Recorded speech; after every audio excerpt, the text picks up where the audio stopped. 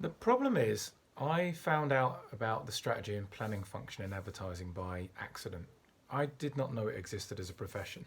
I thought you either had to be a creative, so you had to have a background in creative writing and design, or you had to be like Morris Sarcher, who used to be this really confident and famous networker in a sharp pinstripe suit, and none of those sounded at all like me.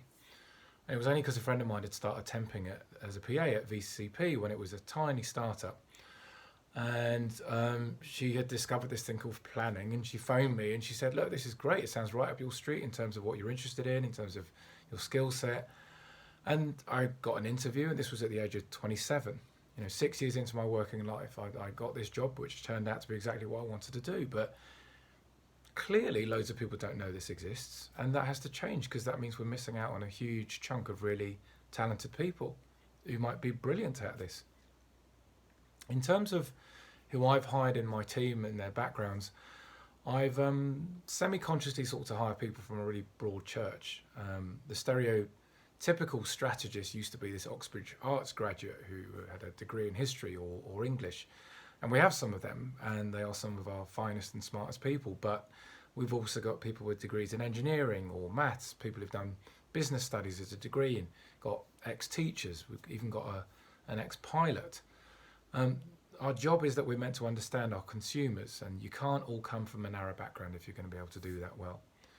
I also really like outsiders, and by that I mean people who haven't worked in advertising all their life and don't have parents who've worked in this industry. People who've worked on the shop floor and appreciate that advertising and brands are not at the centre of people's lives, because I think this industry can be quite self-absorbed and self-congratulatory. And then in terms of the pressures I think that exist for young adults, especially from a black, Asian and minority backgrounds, like me, there is a lot of that to choose a more professional career path.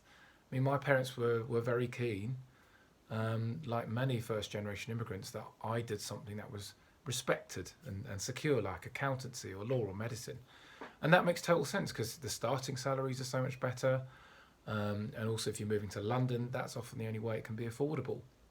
And what people don't realise that in this industry, the earning potential and the trajectory is really quite steep and rapid. It is a well-paid job, and I think more than that, there is a huge, broad pathway of careers that are opened up to you by working in strategy.